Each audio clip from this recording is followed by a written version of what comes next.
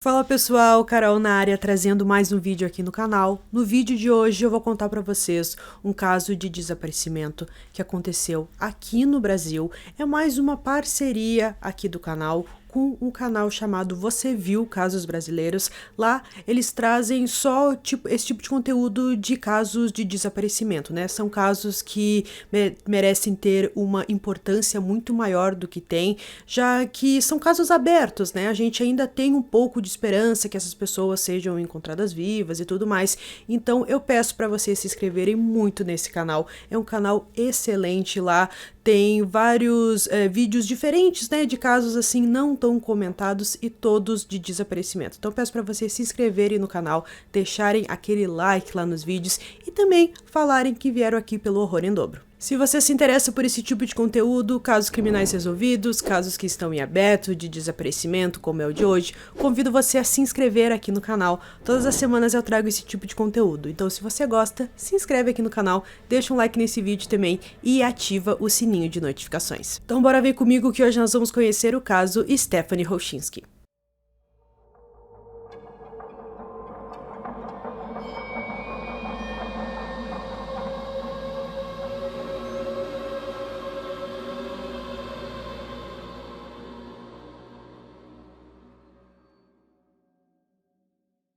Stephanie Vitória Rochinski morava com sua mãe, Zenilda, que trabalhava como separadora de materiais reciclados em uma fábrica, e seu pai, Edgar, que era caseiro em Porto Amazonas, que fica a cerca de 75 quilômetros de Curitiba, no Paraná. Stephanie tinha ainda mais dois irmãos, o mais velho com 23 anos na época e o irmão do meio com 15. A casa onde a família morava estava localizada em um sítio, onde o pai trabalhava como caseiro. O local é bem afastado da cidade. A menina foi descrita como muito tímida, mas muito sorridente. Era uma criança muito tranquila, que sempre obedecia aos seus pais, então eles nunca tiveram nenhum tipo de problema com ela. Além do mais, ela era muito apegada à sua família.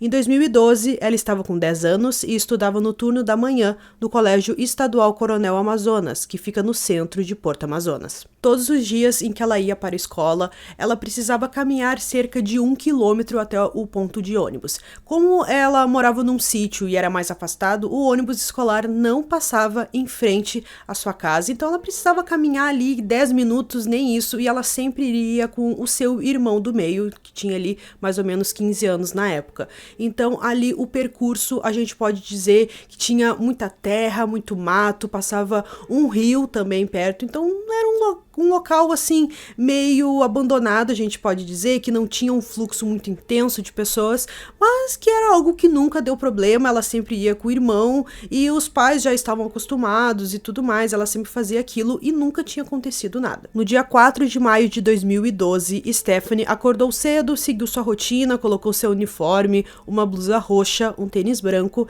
e pegou sua mochila marrom como de costume. Naquele dia, seu irmão não iria acompanhá-la, pois ele já estava de férias, então ele ficou em casa e a Stephanie precisava fazer o percurso naquele dia sozinha. A gente não sabe se ela já tinha feito esse percurso sozinha alguma vez, mas era algo que fazia parte da sua rotina, então ela conhecia muito bem o caminho, por mais que fizesse com o irmão, então era algo que fazia parte de sua rotina e os seus pais não viram nenhum problema em ela fazer aquele percurso sozinha naquela manhã para ir para a escola. Mais ou menos umas 6h30, 7 horas da manhã, ela saiu, sua mãe viu ela saindo, né, acompanhou pela janela e tava ali tudo normal, parecia assim, mais um dia comum na vida da Stephanie. Stephanie sempre chegava em casa perto do meio-dia, mas naquele dia ela não chegou e seu pai e seus irmãos acreditaram que ela poderia ter ido até o trabalho da mãe, e de início não se preocuparam. Não sabemos se era comum a menina ir visitar o trabalho da mãe, mas se eles pensaram nessa primeira teoria, então é possível que ela já tenha feito isso algumas vezes. Um dos seus irmãos foi até o local de trabalho da mãe, ele esperava chegar lá e ver a Stephanie com segurança com Zenilda, mas infelizmente não foi isso que aconteceu. Quando ele chegou na fábrica, os dois conversaram e sua mãe disse que a menina não passou por lá. Nesse momento, os dois ficaram apreensivos, pois não faziam ideia de onde ela poderia estar. Eles decidiram então ir até a casa de alguns colegas de Stephanie. Eles acreditaram que talvez ela pudesse ter ido até a casa de algum amiguinho sem avisar, por mais que isso não fizesse parte do comportamento dela, era uma opção. Mas eles foram lá de porta em porta e ninguém sabia da Stephanie e ninguém tinha visto ela naquele dia.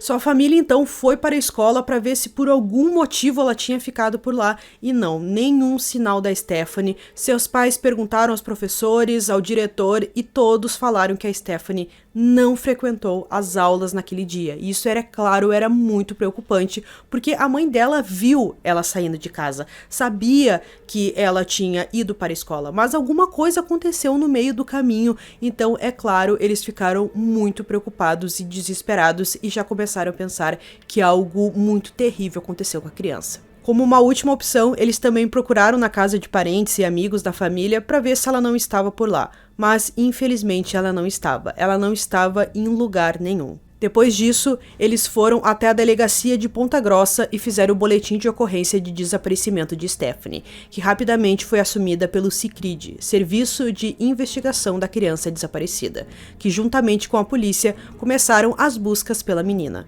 Muitos policiais civis e militares participaram do caso, junto com cães farejadores e mergulhadores para verificar o rio Iguaçu, que fica no caminho por onde ela teria passado, e até mesmo um helicóptero da Secretaria Estadual de Segurança Pública que buscaram incansavelmente, mas não encontraram nenhum sinal da menina. Os cães farejadores sentiram o cheiro da Stephanie e levaram os policiais até uma granja não muito longe de onde ela morava, na casa de um vizinho da família que já tinha sido denunciado diversas vezes por atentado ao pudor.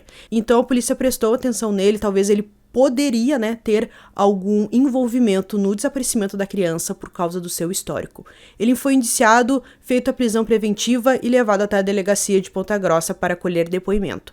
Mas ele usou o direito de permanecer calado, não disse nenhuma palavra em todo momento em que estava na delegacia. Mas por falta de provas que o colocassem como autor do crime ou do sequestro, ele foi liberado alguns dias depois. A polícia fez uma série de investigações, mas nada foi encontrado que ligasse o homem ao caso. Após 10 dias de buscas intensas pela Stephanie, as buscas oficiais foram encerradas, porque foi declarado que procuraram em todos os lugares possíveis e não havia nenhuma pista ou testemunha sobre o que aconteceu com a menina para dar uma linha de investigação sólida para a polícia continuar. Essa foi uma das maiores investigações de Porto Amazonas. Alguns dias depois que o caso foi encerrado, uma testemunha afirmou ter visto Stephanie naquele mesmo dia em que ela desapareceu, em frente à escola no horário de 5 horas. Mas isso era muito fora do comum, visto que a menina estudava no período da manhã e as buscas pelo seu desaparecimento foram feitas pela sua família ali, começaram pela sua família, mais ou menos 1h30 e 2 horas daquele dia. E quando passaram pela escola naquele dia, todos, inclusive os professores e o diretor, afirmaram que Stephanie não chegou nem a entrar no colégio. Mas mesmo assim, o SICRID afirmou que tinha uma base para essa investigação, que eram imagens de uma câmera de segurança próxima do local, que daria para ver a menina conversando com uma mulher loira de cabelos curtos e bem mais velha. Essa testemunha, que disse que viu a Stephanie na frente da escola, ela fez um retrato falado dessa possível moça ali que estava conversando com ela, que era uma mulher mais velha, de cabelos curtos e loiros, só que essas imagens nunca vieram a público e nem a família da Stephanie viu essas imagens dessa câmera de segurança. Em julho de 2012, mais ou menos 2 meses após o desaparecimento de Stephanie, uma outra testemunha alegou ter visto Stephanie em Palmeira, cerca de 20 quilômetros de distância da cidade em que ela foi vista pela última vez, junto com 2 mulheres, uma loira e uma morena. A testemunha afirmou que viu um carro Fox preto parar no acostamento, onde uma mulher morena de óculos escuros mexia no celular, quando um Hyundai na cor bege parou ao lado e de lá tiraram Stephanie do carro. Uma mulher loira desceu do carro e sua descrição que batia com a descrição da mulher que foi vista com a menina na frente da escola no dia em que ela desapareceu. Stephanie teria saído do carro da mulher loira, entrado no Fox preto e ido embora sentido Irati, mas em nenhum momento ela teria demonstrado nervosismo ou algo parecido, o que mostrasse ali que a criança estava assustada, passando por algum momento difícil. A testemunha também fez um retrato falado da mulher morena, que depois circulou com a descrição do carro das duas, e outras pessoas da cidade afirmaram que viram essas duas mulheres. Alguns dias antes, o mesmo carro bege rondando a cidade por diversas vezes, e como era uma cidade muito pequena, a maioria das pessoas se conheciam, eles sabiam que esse carro não era de um morador, e é claro que isso chamou a atenção. Mas, depois desse ocorrido, nunca mais viram esse carro. Essa informação foi investigada, mas nunca chegaram a nenhuma pista sólida. Isso porque também não se sabe se a menina vista naquele dia realmente era a Stephanie. Em novembro do mesmo ano, para não deixar os moradores esquecerem o desaparecimento da menina, foi lançada uma campanha nas ruas e foi divulgada uma recompensa para quem tivesse alguma pista sobre o caso, mas mesmo assim ninguém apareceu. Em 2014, houve uma denúncia de que a menina foi vista no município de Turvo, a mais de 230 quilômetros de distância de Porto Amazonas. A informação, porém, não é oficial e nem foi confirmada pelo Sicredi ou pela Polícia do Paraná. A delegada titular do caso relatou que existem novas provas sobre o possível destino e localização de Stephanie, porém, todas as informações foram mantidas em sigilo para não comprometer as investigações. A mãe de Stephanie elogiou muito o trabalho da polícia e do Sicredi nas buscas e investigações realizadas para encontrar sua filha. No dia 27 de dezembro de 2015, o pai de Stephanie, Edgar, sofreu um grave acidente de trânsito e não resistiu aos ferimentos. Segundo a polícia, na rodovia estadual, o carro de Edgar bateu em um caminhão na PR-427, próximo a Lapa, na região metropolitana de Curitiba. Edgar teria perdido o controle e ficou preso debaixo do caminhão. O corpo foi levado para Porto Amazonas e enterrado no dia 28 de dezembro de 2015. Edgar morreu sem saber o que aconteceu com a sua filha. O caso de Stephanie é investigado até hoje e sempre é relembrado pelos seus irmãos e pela sua mãe. Em setembro de 2019, o irmão pediu para que as pessoas que soubessem algo sobre o desaparecimento de sua irmã que passassem diretamente para a polícia, pois ele já não tinha mais psicológico para tantas denúncias e que estavam postando vídeos falsos de origens desconhecidas na internet, e isso, é claro, estava deixando ele e toda a família muito abalados. Existe uma página no Facebook onde a família ainda relembra o caso e posta sobre a progressão do andamento do caso, Em Busca de Stephanie Rochinski. Em 2019, o Sicredi divulgou uma imagem de progressão de idade de Stephanie para ajudar nas buscas. O desaparecimento também está registrado no FREDI, que divulga pessoas desaparecidas na França, e também na Interpol, que divulga casos desaparecidos internacionalmente.